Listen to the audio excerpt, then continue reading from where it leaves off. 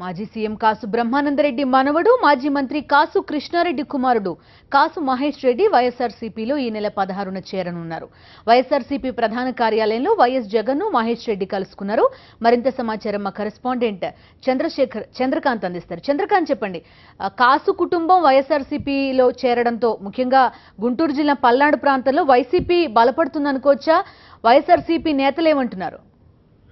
బిందు, కాసు కుటుంబానికే ఒక ప్రత్యేకమైన గుర్తింపు ఉంది. గుంటూరు జిల్లాలోనే మొత్తం కూడా కాసు బ్రహ్మానందరెడ్డి, అలాగే కాసు కృష్ణారెడ్డి మాజీ మంత్రి, ఇప్పుడు కాసు మహేష్ రెడ్డి కొద్దిసేపటి క్రితమే లోటస్ పండ్ లో పార్టీ కేంద్ర కార్యాలయంలో వైఎస్ జగన్మోహన్ రెడ్డిని కలిశారు. గుంటూరు జిల్లా వైఎస్ఆర్సీపీ నేతలంతా కూడా ఇక్కడికి రావడం జరిగింది. మహేష్ రెడ్డిని పార్టీలోకి వైఎస్ జగన్మోహన్ రెడ్డి ఆహ్వానించారు.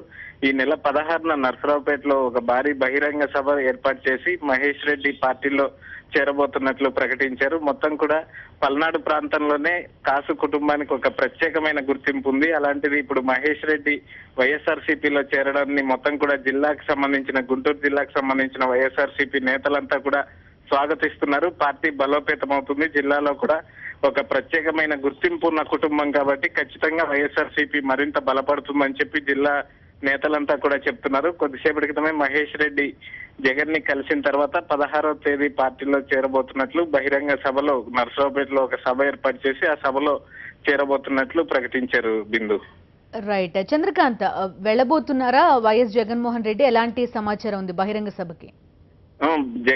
జగన్మోహన్ రెడ్డి సమక్షంలోనే మహేష్ పార్టీలో చేరబోతున్నారు. దీనికి సంబంధించి కొద్దిసేపటి క్రితం చర్చలు కూడా కొనసాగాయి.